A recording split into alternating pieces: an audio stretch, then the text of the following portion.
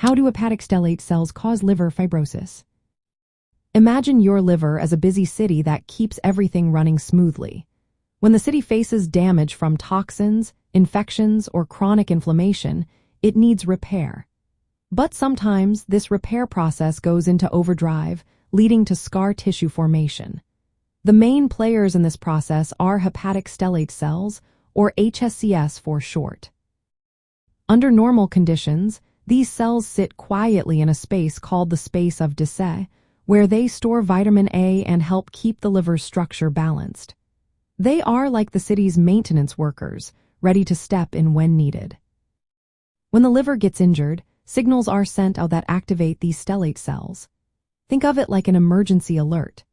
These signals include molecules like transforming growth factor beta and reactive oxygen species, which are produced during cell damage or inflammation.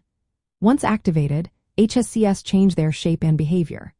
They lose their vitamin A droplets, start to multiply, and become more like myofibroblasts, which are cells specialized in producing scar tissue. These activated cells begin to churn out large amounts of collagen, especially types I and triple, which are the main components of scar tissue. As collagen builds up, it causes the liver tissue to become thickened and stiff. This scarring process is what we call fibrosis. The excess extracellular matrix, mainly collagen, disrupts the normal architecture of the liver, making it harder for the organ to function properly. The activated HSCS also releases cytokines and growth factors that keep inflammation going and attract immune cells, which can make the damage worse.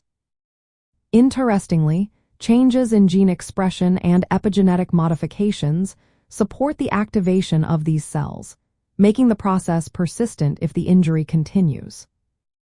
While HSC activation is central to fibrosis, these cells also have a role in healing. They can release growth factors like hepatocyte growth factor that promote liver regeneration.